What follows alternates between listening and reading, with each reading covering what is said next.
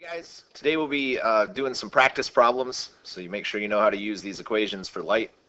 We'll go over the answers for the homework, but first we'll have your daily objective. So I'll put a little time up for you to get organized, and then we'll get started. Okay, let's take a look at your homework here. So number one says list the categories of the EM spectrum from shortest to longest wavelength. So we have to be careful here. If we do it from shortest to longest wavelength, we should actually start with gamma rays. They have the shortest wavelength, the highest energy. So gamma rays, X-rays, ultraviolet, then the visible, the part that we can actually see, then infrared, then micro, then radio.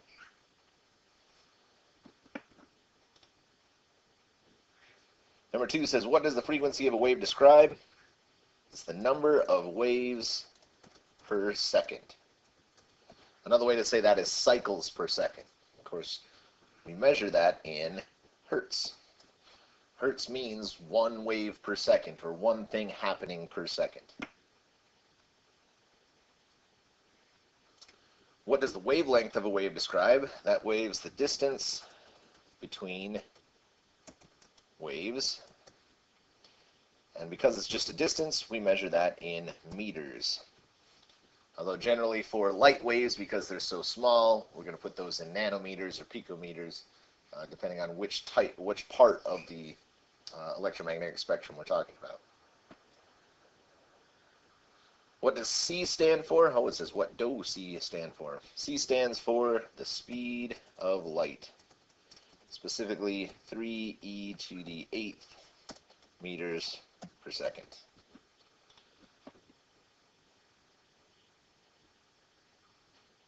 Okay, number 7, how does blue light compare to red light in frequency? It has a higher frequency. How does blue light compare to red light in wavelength? Well, if the frequency is higher and it's traveling at the same speed, that means the wavelength must be shorter.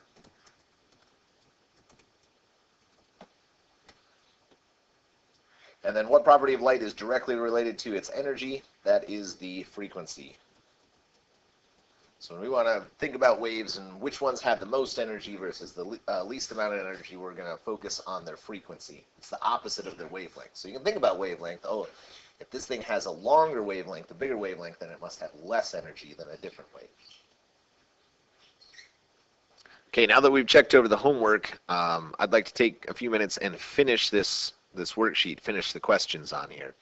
So for these, you'll have to use the equation a little bit to transfer back or convert back between wavelength and frequency. But you'll also have to be able to use your electromagnetic spectrum. So in your materials on that constant sheet, you should have an electromagnetic spectrum so you can look at the wavelengths and frequencies of certain waves and tell what range they fall in as far as if it's visible light or gamma rays or whatever. So make sure you're looking at that when you're doing some of these problems. So I'm going to put, let's say 13 and a half minutes up on the board. That should be enough time to do these problems, and then we'll go over them. All right, number 10 says, what is the range of wavelengths of light that we can see with our eyes? So if we look on our spectrum sheet, it should be about 4e to the negative 7th to 7e to the negative 7th meters, or about 400 to 700 nanometers. Now, if you think about that, on the spectrum of electromagnetic radiation, that's a pretty small area. It's actually a fairly narrow width of the electromagnetic spectrum, but that's all the colors that we can see in the rainbow. Number 11, what is this category of EM radiation called? We call that visible light. Number 12 says, which category of EM waves have the highest energy? Those are gamma rays. In physics, when we do nuclear physics, we learn about gamma rays and how they're produced. Number 13, which category of EM waves have the lowest energy? That's going to be radio waves. And remember, we can tell this based on the frequency, because the frequency of a wave is proportional to its energy. Things that have higher frequencies have higher energy. Things with lower frequencies have lower energy. Remember, that's the opposite of wavelength. The longer the wave, the lower energy. Radio waves are really long. Some of them are kilometers long.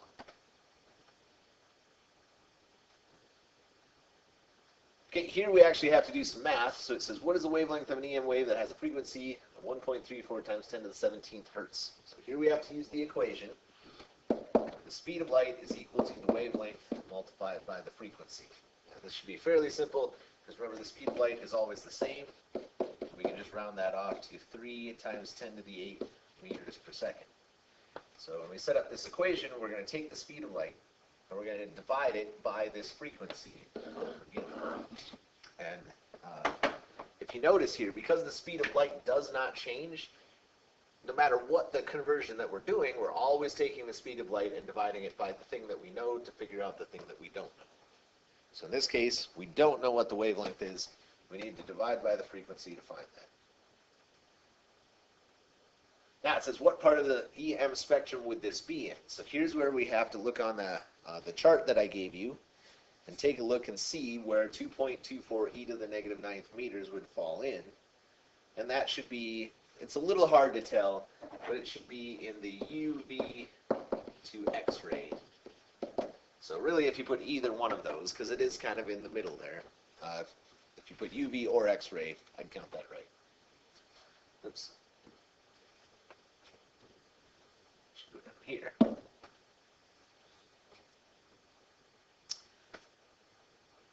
Okay.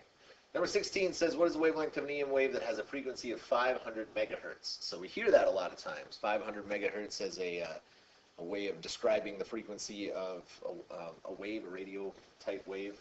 So in this case, we have to do a conversion, because to put it in the equation, it has to be in hertz.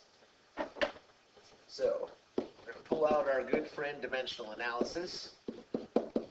We've got megahertz here. We've got megahertz on the top, so we need to put that on the bottom. The next step down is kilohertz. And our relationship is that there are 1,000 kilohertz in a megahertz. Then we're going to do the same thing here, kilohertz to hertz. There are 1,000 hertz in a kilohertz. So those will cancel, and we're left with hertz on the top. So basically we have to take 500 and multiply it by 1,000 twice. And when we do that, we get about 5e to the 8 hertz. Not about, we get exactly that. So now we can put this into the equation. And again, just like what we did before, to find the wavelength, we have to divide the speed of light by our frequency. And when we do that, we get 0.6 meters. Okay, and what part of the EM spectrum would this be in? That would actually be a microwave.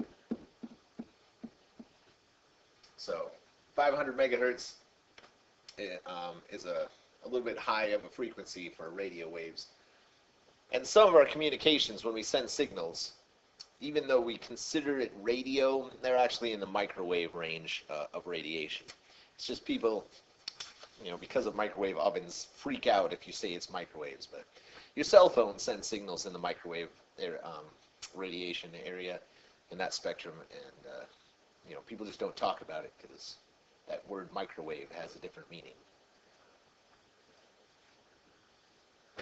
Okay, number 18. What is the frequency of a wave with a wavelength of 130 nanometers? So again, we can do the conversion, but we first have to convert. We can't have something stuck in meters. So dimensional analysis, we put nanometers on top, put them on the bottom so that they'll cancel out. The next step up is micrometers. There are 1,000 nanometers in a micrometer. And we'll convert from micro to milli. Oops, there's 1 millimeter for every 1,000 micrometers.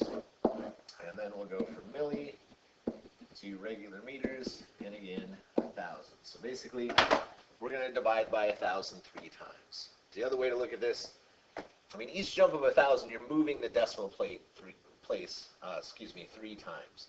So we're going to move the decimal place a total of 9 times here to convert. And that gives us a wavelength of 1.3 times 10 to the negative 7 meters. Now we can take that and put it into the equation, and when we do, we get 2.30 e to the 15th.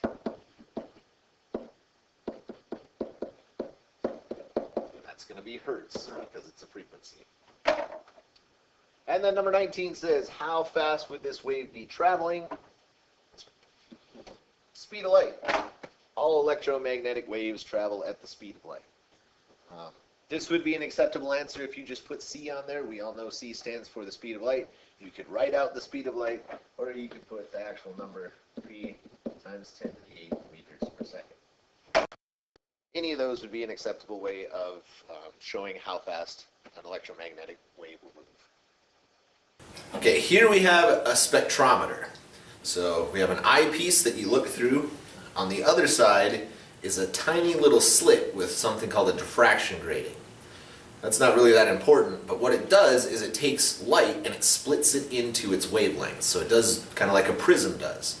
And even if you haven't seen a prism, a rainbow is the diffraction of different colors of light through raindrops. So basically this is going to split white light up into a rainbow.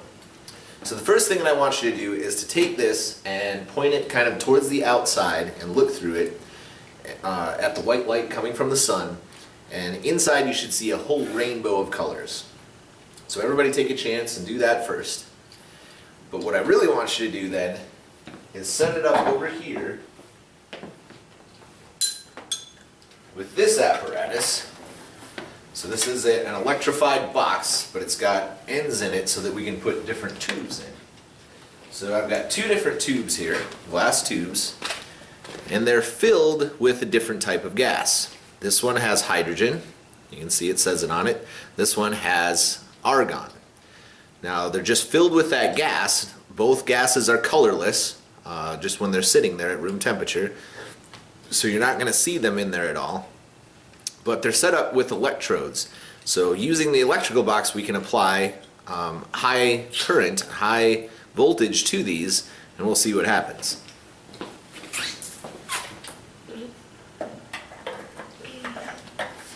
Now in the box, on one end, there's a spring-loaded mechanism. So gently, if you push it up in there, and then let it get into the other side, it should sit in there. And then when you flip the switch, you'll see it glows. So this one gives a nice pink glow with the hydrogen. We take that out, and we instead put the argon in there. We get more of a purple glow. And actually this is exactly what is going on in a neon sign. A neon sign is filled with a specific type of gas. Now, some tubes are filled with actual neon, but neon only glows red. So to get other colors, you have to use either other gases or mixtures of gases. We just call them neon lights as a shorthand because I guess that was one of the first gases that was used. So what I want you to do is set this up. You're going to have to look for where that slit is and put the spectrometer right up next to that slit. And when you look through there, you should see some colors. So I want you to start with the hydrogen one first. Everybody take a turn going through and looking. And then come back and do the argon. So everybody should have a chance to see both the white light first and then each of the gases. Now here's the thing. When we send high voltage through these tubes do get warm. They will, I mean, if you leave it on long enough, it'll get too hot to touch.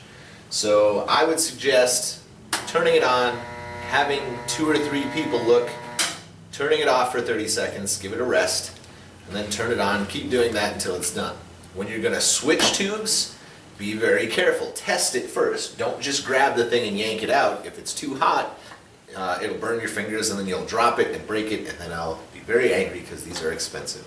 So make sure that you test it, make sure it's nice and cooled down before you switch tubes up. So everybody should get a chance to see that. And then tomorrow we'll actually talk about what's going on in the spectrometer and the things that you should see. Now Riley's done this before in physics, so he should have an idea what's going on. You may have to, again, adjust this thing and play with it a little bit until you can see the colors in there. So Don't give up right away if you don't see anything. Just try changing it and look for where that slit would go through. So that's all I got for that. Make sure you get that done so we know what we're talking about in the video tomorrow. I'll see you later.